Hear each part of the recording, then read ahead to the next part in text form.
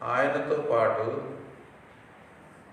కొన్నిటిని మనకెందుకు అనుగ్రహింపడు? అంతేనా? కొన్నిటిని కాదు, సమస్తము మనకెందుకు అనుగ్రహింపడు? ఒకవేళ దేవుడు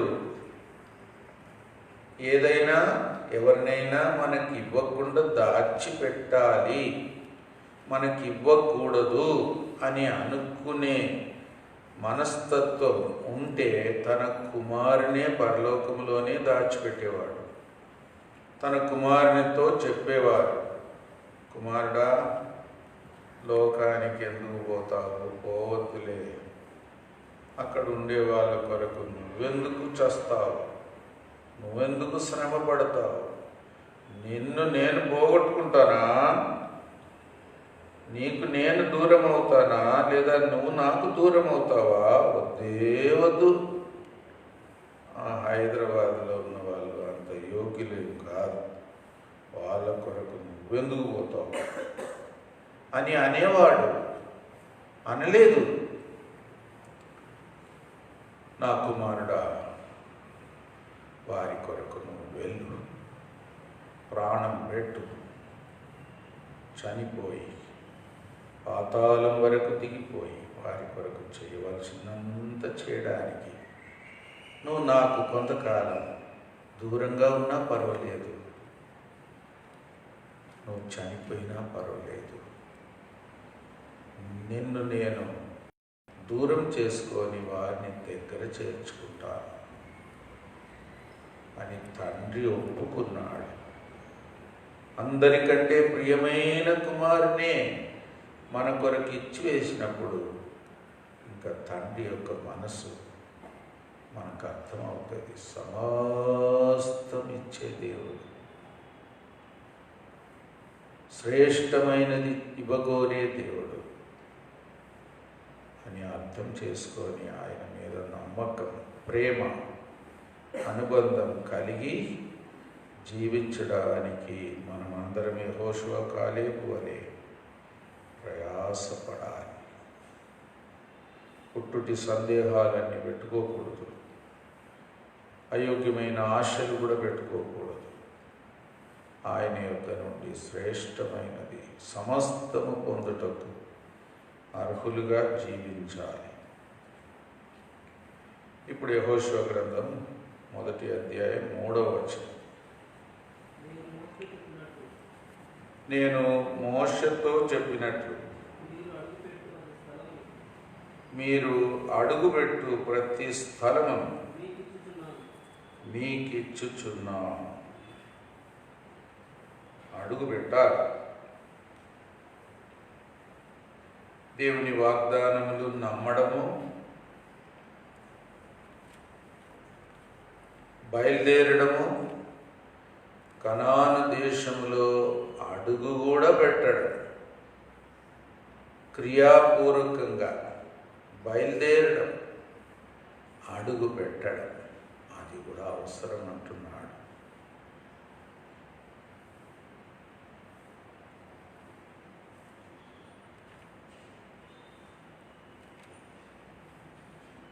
ఇంకొక భాగంలో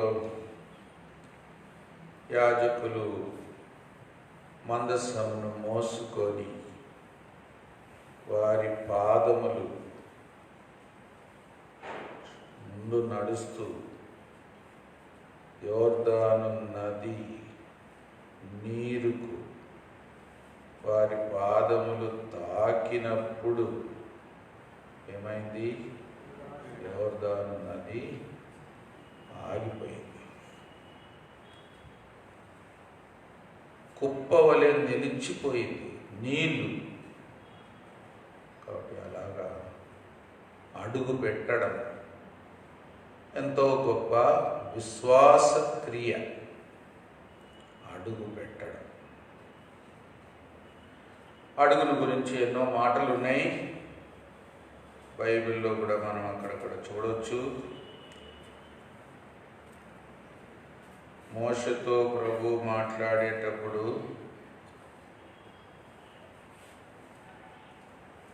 నువ్వు నిలబడి ఉన్న స్థలం పరిశుద్ధమైనది, కాబట్టి చెప్పులు ఇప్పేసి నీ అడుగు పెట్టి నిలబడు అని దేవుడు చెప్తాడు. చెప్పులు ఇప్పేసి అంటే దేవుని సన్నిధిలో దేవునికే పూర్తి అధికారం, హక్కు ఉంటుంది. ఇంకా దేవుని ఎదుట కూడా ఎవరికైనా ఏమన్నా హక్కులు ఉంటాయని అనుకోవడం కూడా పొరపాటు. దేవుని సన్నిధి అంటే అంత గంభీరమైన పరిశుద్ధమైన సన్నిధి. ఆయనే హక్కుదారుడు, ఆయనే యజమానుడు,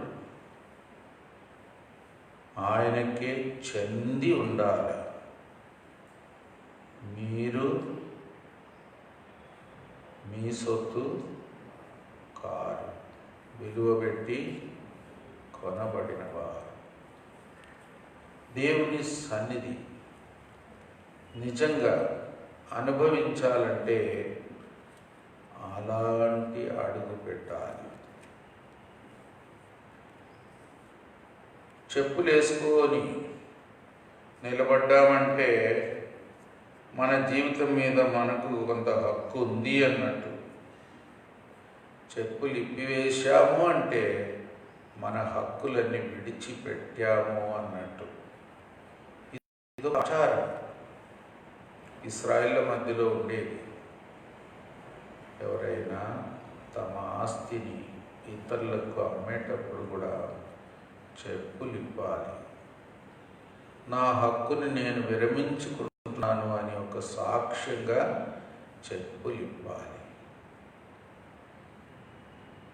అదొక సాక్ష్యం. దేవుని సన్నిధి మన జీవితం మీద కూడా ఎలాంటి హక్కు కూడా లేని వారుగా మనం దేవుని సన్నిధిలో నిలబడాలి. అది మన నిజమైన స్థితి. పాదము క్రింద మాట చదవండి. పాదము క్రింద శత్రువును చిదుగా తొక్కించాలి. 16:20 రోమా 16:20 పాదము క్రింద సమాధానకర్తయగు దేవుడు సాతాను మీ కాళ్ళ క్రింద శీఘ్రముగా చిదుగ త్రొక్కించును. ప్రభు కాళ్ళ కింద అనే మాట కూడా ఉంది. అది ఎక్కడ ఉంది?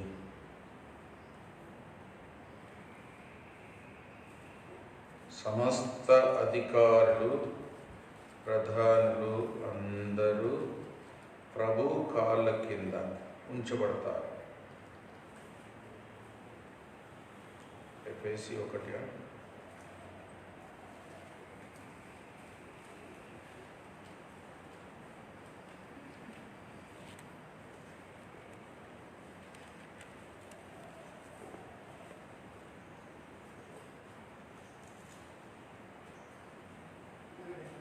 22 చదవండి. మరియు సమస్తమును ఆయన పాదముల క్రింద ఉంచి సమస్తం పైని ఆయనను సంగమునకు శిరస్సుగా నియమించారు. యేసు ప్రభువారు హెచ్చించబడిన స్థితిని గురించి రాయబడిన వివరాల్లో ఆయన పాదము క్రింద. ఇప్పుడు ఆయన పాదం అంటే అర్థం ఏంటి? ఆయన శరీరం అంటే సంఘమే. సంఘములోని అతి తక్కువైన వ్యక్తి ఆయన పాదం అనుకుందాం. కాబట్టి అధికారులు, ప్రధానులందరూ ఆయన పాదం కింద ఉంచబడతారు. అంటే సంఘములో ఉండే అతి బలహీనమైన వ్యక్తి పాదం అనుకుందాం, ఆ పాదం క్రింద ఉంచబడతారు. ప్రభు హెచ్చించబడడం, ప్రభు పాదం కింద తన శత్రువులందరినీ దేవుడు ఉంచడం, అది కూడా గొప్ప సంఘానికి ఇవ్వబడిన ఒక గొప్ప స్థాయి. నీవు అడుగు పెట్టు స్థలం నీకు ఇచ్చదు. సమాధానకర్తయగు దేవుడు సైతానును కూడా మీ పాదం క్రింద చితుక తొక్కించు. సమాధానం, ప్రభువుతో సమాధానం, ఇతరులతో సమాధానం. ఏమని రాయబడి ఉంది? సాధ్యమైనంత వరకు కొందరితో సమాధానంగా ఉండండి. అంతేనా? కొందరితోనా? సాధ్యమైనంత వరకు అందరితో సమాధానం ఉండండి. చదువు. రోమా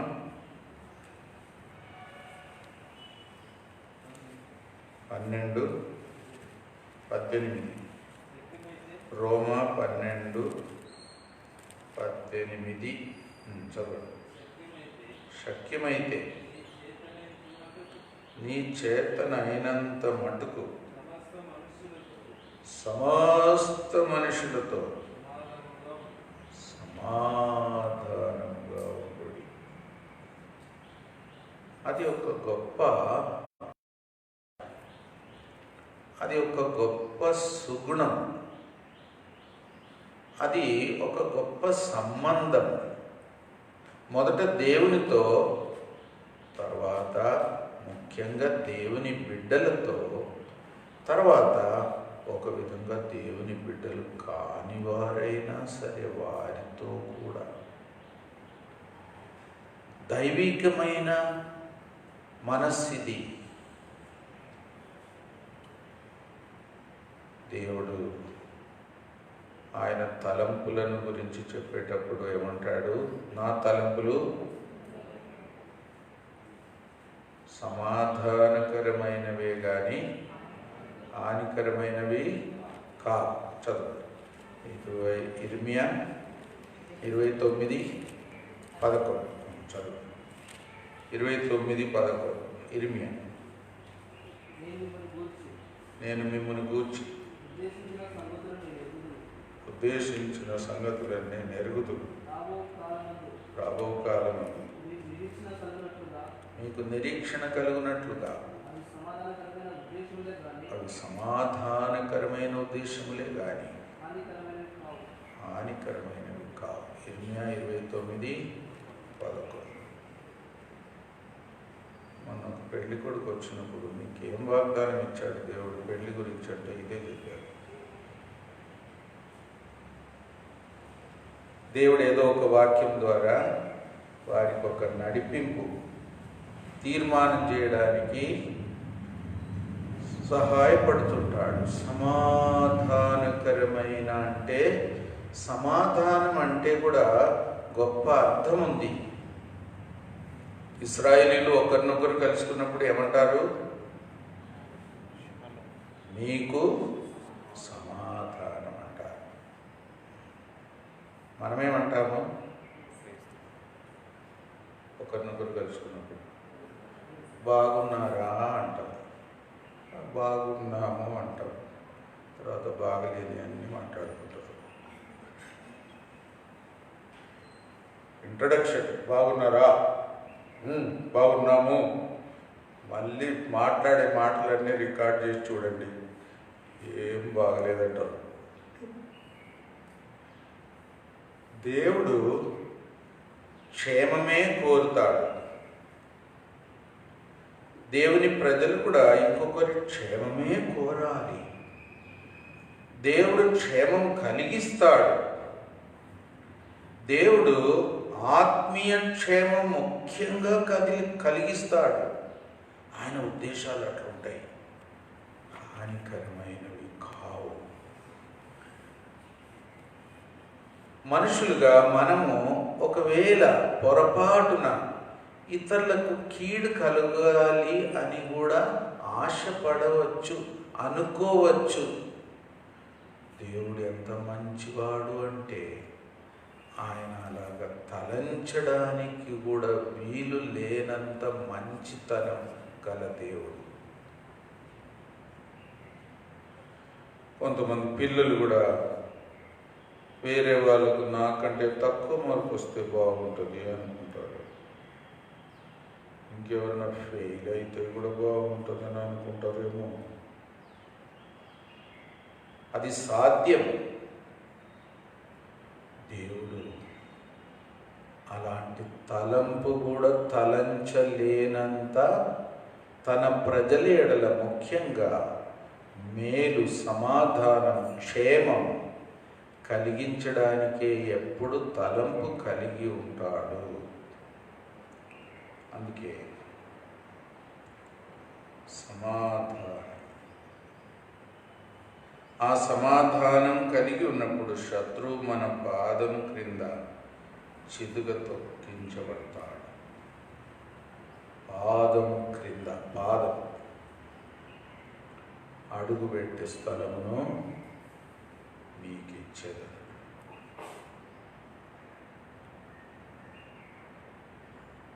యెహోషువ గ్రంథం 1వ అధ్యాయం 5వ వచనం. నీవు బ్రతుకు దినములన్నిటి ఏ మనుషుడు నీ ఎదుట నిలువలేకయుండు. మోషేకు తోడై ఉండినట్లు నీకును తోడై ఉండు. ఏ మనుషుడును నీ ఎదుట నిలువలేక ఉండును. అంత గొప్ప స్థాయి యెహోషువకు, ఇశ్రాయేలీయులకు ఇవ్వగోరాడు. ఏ మనుషుడు మీ ఎదుట, నీ ఎదుట నిలువలేకపోతాడు. భయపడిపోతారు, పారిపోతారు, ఓడిపోతారు.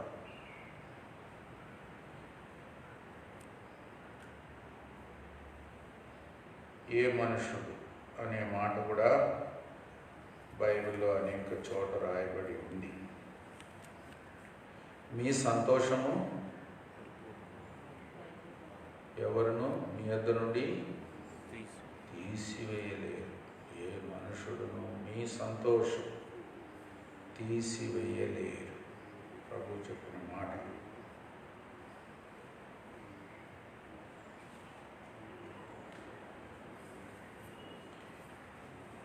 మీకు ఇవ్వబడవచ్చున్న క్రొత్త పేరు అది ఇంకెవరికి తెలియక ఉండును.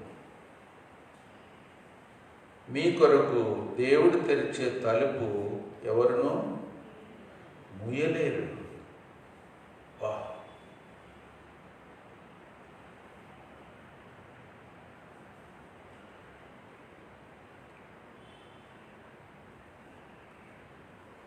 ఒక పాట కూడా, అది వేరే వాళ్ళు ఎవరు పాడలేరు అనే పాట ఒకటి కూడా ఉంది. పాట కూడా ఉంది. ఇంకెవరు పాడలేరు. అది ఎవరు? ఆ సియోను కొండ మీద ప్రభువుతో ఉండబోతున్నారో వాళ్ళు మాత్రమే పాడతారు. ఇంకెవరు ఆ పాట పాడలేరు. కాబట్టి కొన్ని ఆధిక్యతలు అలా ఉంటాయి. ఆ మాట చదవండి. ప్రకటన 14:3.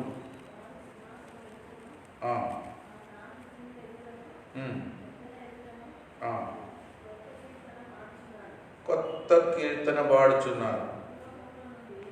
ఈ లోకంలో నుండి, భూలోకంలో నుండి 144,000 మంది తప్ప నేర్చుకునే చాలు. నేర్చుకోవాలంటే కూడా రాదంట. వాళ్ళే పాడతారు. ప్రత్యేకమైన ఆధిక్యతలు కొన్ని ఉంటాయి. కాబట్టి యెహోషువకు ఇశ్రాయేలుకి దేవుడిచ్చిన వాగ్దానం. తర్వాత మోషేకు తోడుగా ఉన్నట్టు మీకు తోడుగా ఉంటాను. అది కూడా చాలా గొప్ప మాట. మోషేకు దేవుడు ఎలాగ తోడుకున్నాడు? పుట్టినప్పుడు మోషే ఎలా కనబడ్డాడు? సుందరుడుగా కనబడ్డాడు అని ఉంది. ఇంగ్లీష్లో ఏమన్నంటే యోగ్యుడుగా కనబడ్డాడు. అంటే ఇశ్రాయేల్ యొక్క సందర్భానికి ఒక నాయకుడు అవసరం. ఆ నాయకత్వం వహించడానికి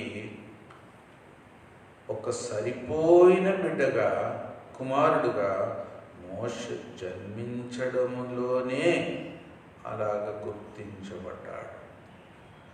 మోషేకు తోడుగా ఉన్నట్టు 3 నెలలు కష్టపడి ఏడోకురా అరవకురా గట్టిగా అరవకురా అని చెప్తే వింటాడు. ఇక అరుపులు తట్టుకోలేక ఈయనను మనం ఇంకా దాచిపెట్టలేమని నదిలో జమ్ము చేసి వదిలేశాడు. ఇంకా దేవుడే కాపాడాలి ఈయనను, మనం కాపాడలేము. మనం కాపాడడానికి ప్రయత్నిస్తే మనకే ప్రాణాపాయం. ఎందుకంటే అవి ఐగుప్తీయులకు తెలిస్తే ఇంటికి వచ్చేస్తారు. కాబట్టి దేవుడే కాపాడు. దేవుడు తోడుకున్నాడు. నదిలో ఫరో కుమార్తెను రప్పించాడు, జాలి పుట్టించాడు. అసలు ఫరో కుమార్తెకు కోపం రావాలి కదా, వెంటనే ఏం చెప్పాలా? ఖడ్గం తీసుకురండి. ఇశ్రాయేలుకు పుట్టిన మగ శిశువే, వీడిని చంపేయాలని చెప్పొచ్చు కానీ జాలి పుట్టి నా కుమారుడుగా పెంచుకుంటాను అని తీర్మానం చేపించాడు. ఎక్కడ నుండైతే రాజాజ్ఞ వచ్చిందో ఇశ్రాయేళ్ల మధ్యలో మగ శిశువు పుడితే వాడిని చంపేయాలని, అదే ఇంటిలో రాజకుమారుని వలె పెంచబడ్డాడు. దేవుడు మోషేకు తోడుగా ఉన్నాడు. అన్ని పరిస్థితుల్లో కూడా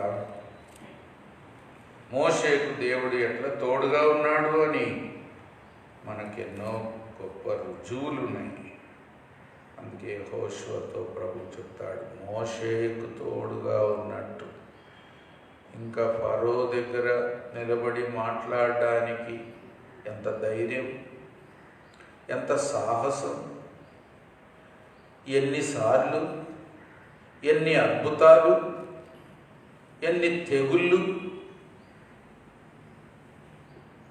ఫరో యొక్క హృదయం బద్దలు చేయడానికి దేవుడు మోషను వాడుకున్నాడు. ఐగుప్తీయులందరినీ అణచడానికి దేవుడు మోషను వాడుకున్నాడు. ఇంకా చివరికి ఇశ్రాయేలులారా మీరు దయచేసి పోండి అని బ్రతిమలాడేటట్టు చేశాడు. ముందేమో మిమ్మల్ని పోనీయము అన్నారు, ఇప్పుడు దయచేసి పోండి, మీకు ఛార్జీలు కూడా ఇస్తాం అని నగలు అన్ని తీసి కూడా ఇచ్చారు. కాబట్టి మోషే దేవుడు తోడుగా ఉండి చేసిన కార్యములు అగమ్యములు. అలాగ నీకు తోడుగా ఉంటాను, యెహోషువకు ఇచ్చిన వాగ్దానం. కాబట్టి దేవుడు మోషేకు తోడుగా ఉన్న విధానం ఎంతో గొప్ప ధన్యత. తర్వాత దేవుడు ఇశ్రాయేలుకి ఇచ్చిన వాగ్దానం ప్రకారం కనాను దేశమును స్వాధీనపరుచుకుంటారు. అని చెప్పిన వాగ్దానం మరలా గుర్తు కూడా చేస్తున్నాడు. కాబట్టి మనం కూడా దేవుని ప్రజలను వారి స్వాస్థ్యం పొందేటట్టు మనం వారికి సహాయపడాలి.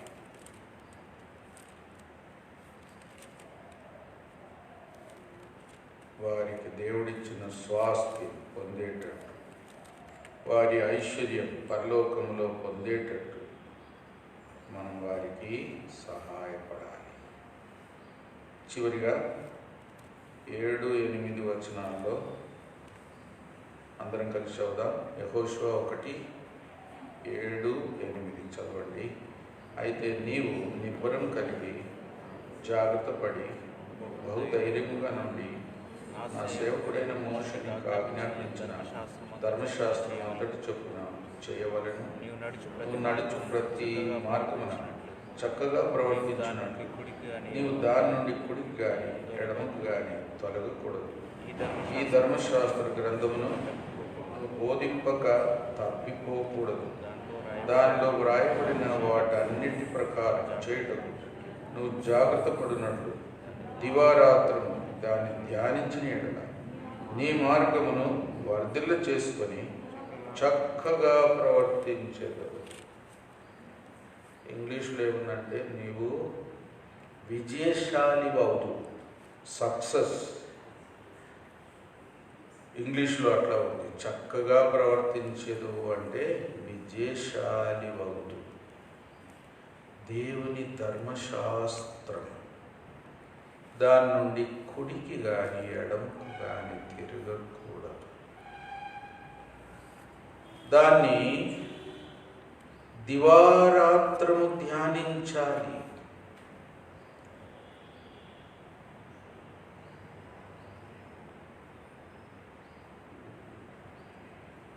దానిలో రాయబడిన వాటన్నిటి ప్రకారం చేయాలి. అప్పుడు నీ మార్గమును వర్ధిల్ల చేసుకుంటూ విజయశాలి వాగుతూ.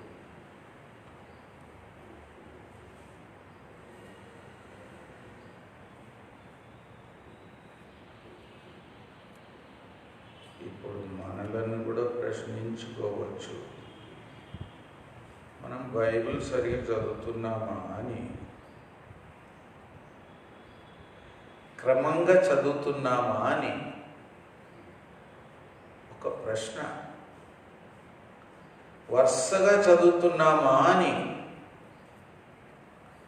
బైబిల్ మొత్తం చదివి ముగించి మళ్ళీ మొదలు పెడుతున్నామా అని, ధ్యానిస్తున్నామా అని. దేవుడు పలికే ప్రతి మాట, ప్రతి సందర్భంలో, ప్రతిరోజు దాన్ని పాటిస్తున్నామా అని. సేవకులైన అలాంటి జాగ్రత్త తీసుకోవాలి. ఎక్కడైనా పక్కకు పోయావంటే, ఏదైనా పాటించకపోతే, దాని మీద ధ్యానం లేకపోతే మనం సఫలులు కాలే, నష్టపోతాం.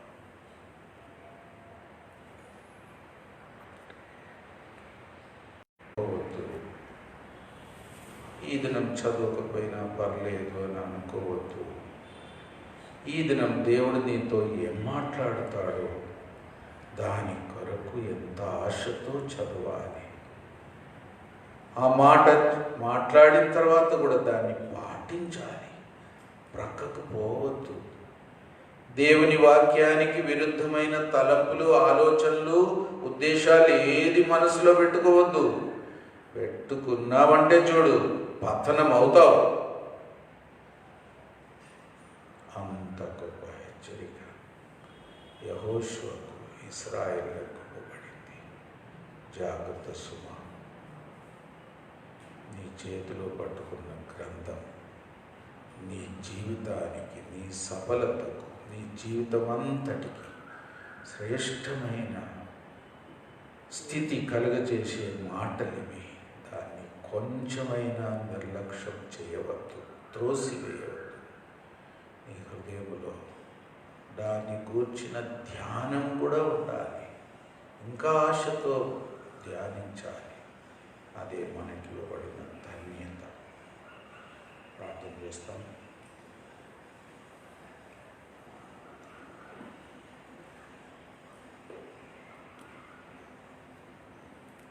కరోనా వ్యాధి ఎన్నో ప్రాంతాల్లో ఎక్కువ అవుతుంది. అది పెద్ద సమస్యగా ఉంది. ప్రార్థన చేయండి. ఎంతోమంది దేవుని బిడ్డలకు, సేవకులకు కూడా బాధిస్తుంది. యేసుపాదం గారి మిస్సెస్ భూస్థాపన ఎప్పుడో చేశారు. వాళ్ళ కొడుకు ఏదో లాయరు, ఆ లాయర్ అసోసియేషన్లో వాళ్ళని పట్టుకొని ఎక్కడో భూస్థాపన చేయగలిగారు. కరోనా పేషెంట్స్ను సమాధి చేసేది కూడా గవర్నమెంట్ సాధారణంగా ఒప్పుకోరు. కాల్ చేయాలా అంటారు. కరెంటు పెట్టి కాల్ చేస్తారు. ఎందుకంటే ఆ రోగం అలాంటిది. సమాధి తవ్వితే కూడా 10 అడుగులు తవ్వాలంట కిందికి. అంత లోతుగా తవ్వి పెట్టాలి. పెట్టారు. మరి దేవుడు సహాయపడ్డాడు. ఇంకా మంజిత్ పాల్ బీదర్, తన కొరకు కూడా ప్రార్థన చేయండి. కొంతవరకు బాగున్నాడు. బీదర్ దేవదాస్ భార్య కూడా నిన్న డిశ్చార్జ్ అయింది. కొంత బాగుంది. దేవునికి వందనాలు చెప్పండి. ఇంకెవరైనా కష్ట నష్టంలో ఉంటే, రోగంలో ఉంటే, వ్యాధిలో ఉంటే వారి కొరకు కూడా ప్రార్థన చేయండి. పరిచర్య కొరకు కూడా ప్రార్థన చేయండి. వారం అంతటి పరిచర్య. కొంతమంది ఆదివారం, కొంతమంది బాగానే వచ్చారు ఫిబ్రవరికి. ఉదయం కూడా, మధ్యాహ్నం తర్వాత కూడా సెషన్లో బాగానే వచ్చారు. ఇంకా చాలామంది రాలేక కూడా ఉన్నారు. వారి కొరకు కూడా ప్రార్థన చేయండి. ఇంకా ఏదైనా అత్యవసరత ఉంటే కూడా మనవి రాసి వంటి ప్రార్థన చేస్తాం. ఒక సహోదరుడు మొదలుపెట్టాడు. లోకమంతటి కొరకు ప్రార్థన చేయండి. అనేకులు రక్షణ పొందడానికి, ముఖ్యంగా ప్రభువును తెలుసుకోవడానికి ఇదొక సదుపాయం, ఇదొక సందర్భం. వారికి భయం ఉంది, మరణ భయం. మరణ భయముతోనే జీవించకుండా రక్షణ పొంది ధైర్యంగా, సాక్ష్యార్థంగా జీవించేవారిగా దేవుడు క్రైస్తవ దేశాలను, అన్ని దేశాలను దేవుడు, మన దేశంలో కూడా దేవుడు మార్చినట్లు, సువార్త కూడా అనేకులు చెప్పునట్లు, వినున్నట్లు, నమ్మునట్లు కూడా ప్రార్థన చేయండి. సహోదరుల కోసం ఎవరైనా సహోదరులు చేయండి. సహోదరులు ఎవరైనా నిన్న చేయని వారు ఆ మైకి తీసుకొని మీరు కూడా చేయండి.